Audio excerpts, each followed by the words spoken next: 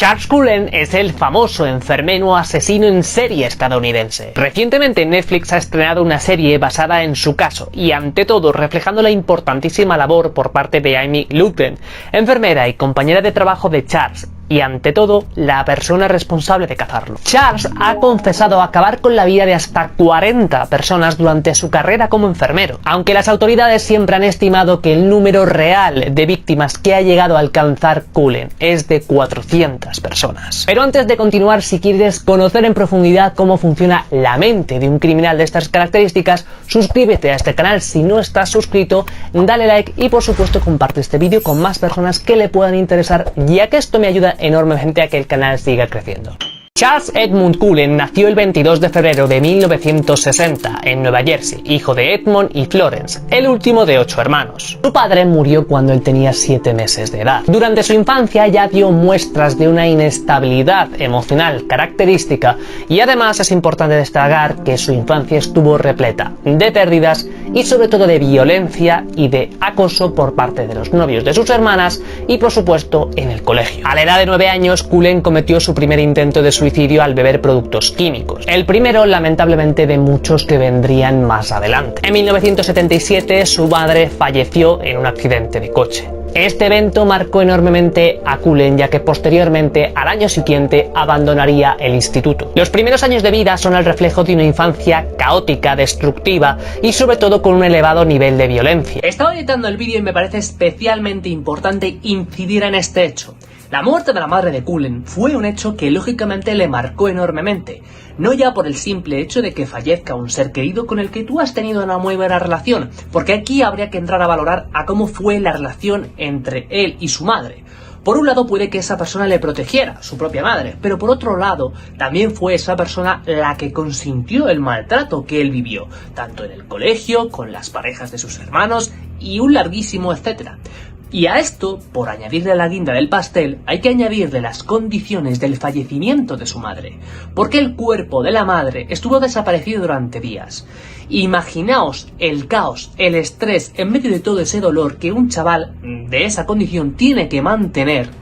Fruto de ese estrés y fruto de esa falta de sensación de control, será lo que, sin duda alguna, en etapas posteriores de su vida, él tratará de paliarlo a toda costa. Evidentemente, todavía nos queda mucho que analizar. Sigamos. La pérdida del referente paterno y posteriormente de su madre marcan los inicios de una infancia sobre todo convulsa, traumática y muy desestructurada. Un ambiente en el que tendrá que crecer y que le impedirá desarrollar cualquier tipo de habilidades sociales y habilidades de gestión emocional que evidentemente le lastrarían posteriormente a lo largo de toda su vida. Los niños durante los primeros años de vida necesitan el tiempo con sus adultos para aprender a regularse emocionalmente y aprender a lidiar con la frustración, el miedo o la ansiedad. Si a un niño como fue Charles le aportamos este ambiente y además le sumamos todo el acoso y maltrato que evidentemente recibió, tenemos el caldo de cultivo perfecto para que una persona desarrolle una autoestima frágil y sobre todo una tremendísima inestabilidad psicológica. De ahí que con tan solo 9 años Charles intentara acabar con su vida. Imaginaos la de dolor que un niño tiene que llegar a asumir y a sostener para llegar a tomar esa decisión. Después de suspender sus estudios, Charles se alistó en la Marina. Logró llegar al rango de suboficial, pero no pudo hacer frente a la vida submarina. Con frecuencia recibía maltrato y acoso por parte de sus compañeros. Cullen llegó a recibir medidas disciplinarias cuando un oficial lo cazó usando una máscara quirúrgica y guantes mientras tenía que estar pasando el control de los misiles. Y este tipo de conductas totalmente desadaptadas nos permiten ver cómo a lo largo de su vida, incluso cuando formaba parte de cuerpos, por así decirlo, que tienen un estricto control, su salud mental seguía deteriorándose. Más aún como vemos en un entorno restrictivo y exigente como es la Marina de los Estados Unidos. Creo que es importante que destaquemos que este tipo de trabajos, este tipo de cuerpos, están sometidos a un fuerte nivel de estrés y es muy frecuente, al menos los estudios así nos lo demuestran, que en este tipo de entornos son muy frecuentes problemas de ansiedad, problemas de depresión, crisis vitales o personas que simplemente no toleren ese nivel de estrés. Y seguramente esto pudo dinamitar que, fruto de la vida evidentemente que el propio Cullen llevaba, tarde o temprano, a consecuencia lógicamente de los posteriores maltratos, no soportará más y su mente se quebrará. Y sí, sé que os estáis acordando de este caso. No te vas a reír, ni vas a llorar, vas a aprender de carrerilla, yo te voy a enseñar. Mamá ya acabó como una manchita marrón en la sábana. ¿Vivo? Señor, sí señor, seguro que están aquí. En 1984, Cullen trataría de acabar con su vida de nuevo. Poco tiempo después, tras salir de la Marina, se unió a la escuela de enfermería del hospital Mount Sinai. Cullen comenzó esa carrera de enfermería en el Barnabas Medical Center. Posteriormente, Cullen llegó a asegurar que asesinó a varias personas mientras trabajaba allí. En junio de 1988 administró una sobredosis letal de medicamentos a un paciente. Le dio una sobredosis de insulina a un paciente que sufría de SIDA. Una investigación sobre las bolsas intravenosas contaminadas encontradas en el hospital señaló a Cullen como el sospechoso, pero debido a la falta de evidencia no se tomaron medidas contra él. Y esto, como veremos a continuación, sería la constante en el sistema que rodeaba a Cullen: la incompetencia del sistema. Después de renunciar a su trabajo en el hospital Barnabas, Cullen se unió al hospital Warren. Mientras trabajaba allí, asesinó a 3 mujeres mayores, administrando una sobredosis de digoxina. En septiembre de 1993, un paciente con cáncer en el hospital se quejó de que Cullen le inyectó algunos medicamentos, aunque no era su enfermera asignada. Estos cargos fueron completamente desestimados, ya que Cullen pasó el detector de mentiras de dicho hospital. Este hecho es bastante reseñable. Podríamos pensar que el detector de mentiras falló, como cualquier otra máquina que puede llegar a hacer. Sin embargo, Cullen destacaría a lo largo de toda su vida por ser una persona con una elevada capacidad de elocuencia, con unas altas habilidades sociales en estos casos en momentos de estrés, y sobre todo con una elevadísima capacidad para mentir. Aptitudes que encajan perfectamente con uno de los rasgos psicológicos presentes en Cullen: el narcisismo. En marzo de 1999, Charles Cullen fue contratado por el Lehigh Valley Hospital.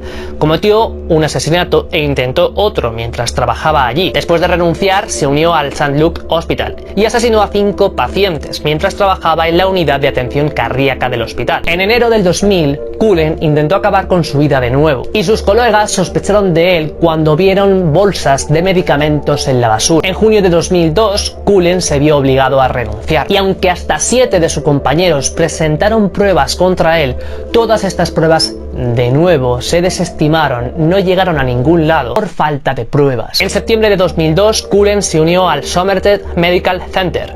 Asesinó a 13 pacientes a mediados del 2003. A medida que aumentaba la frecuencia de los delitos, las autoridades comenzaron a sospechar. Un examen de los registros computarizados reveló que Cullen había solicitado medicamentos que no fueron recetados a ninguno de sus pacientes. Cullen asesinó a su última víctima en octubre de 2003, donde el paciente murió de bajo nivel de azúcar en sangre. Como bien ha mostrado la película de Netflix, con la ayuda de una compañera de trabajo, Amy, la policía reunió evidencias sobre los crímenes de Cullen. Después de una investigación de hasta un mes, fue arrestado en diciembre de 2003.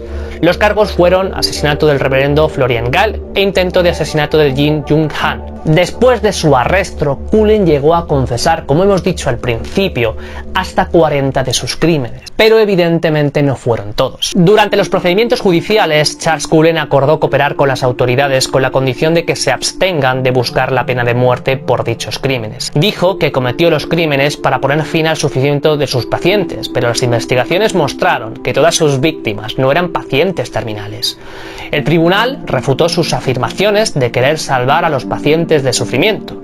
Charles Cullen finalmente fue declarado culpable de hasta 40 asesinatos y actualmente se encuentra cumpliendo condena perpetua sin libertad condicional. Charles sostuvo durante mucho tiempo que el verdadero objetivo era acabar con el sufrimiento de sus víctimas, aunque evidentemente esto es una mentira. Y antes os he comentado que uno de los rasgos psicológicos más presentes en Cullen es el narcisismo. La historia de su infancia y de su adolescencia nos permite ver cómo el caldo de cultivo que tuvo era un entorno turbulento, inestable y ante todo traumático. Y este tipo de secuelas pueden generar que una persona tenga las condiciones idóneas para tener una autoestima frágil y sobre todo una identidad muy voluble, siendo el rasgo del narcisismo algo que protege, por poco que sea, tu frágil identidad, porque te permite, por así decirlo, no asumir nunca la culpa ni la responsabilidad de tus actos, sino verterlas hacia el mundo. De ahí en parte otro de sus rasgos, la baja capacidad empática. A esto tenemos que añadirle, por supuesto, una tremendísima rabia inhibida y contenida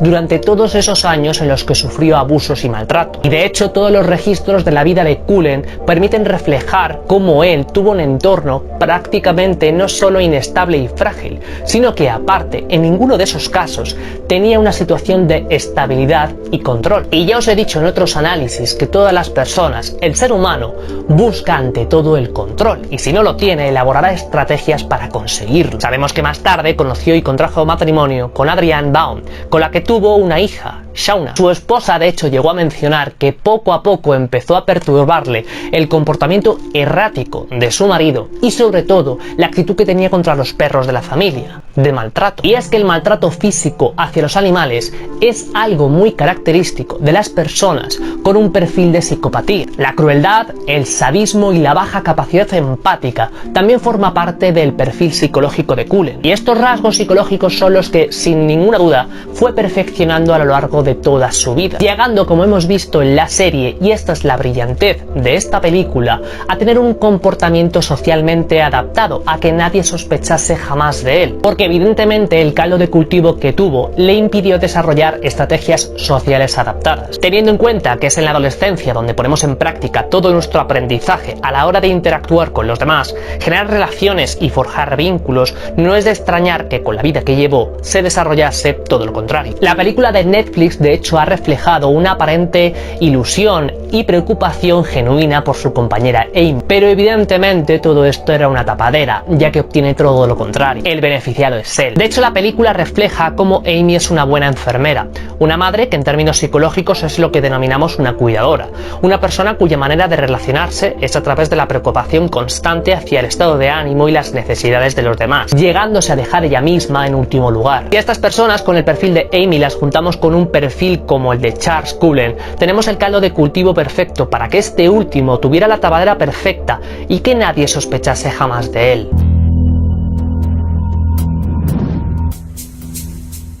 Durante los interrogatorios, Cullen justificaba sus actos a los detectives, diciendo que no podía tolerar que salven la vida de un paciente que ya debía morir.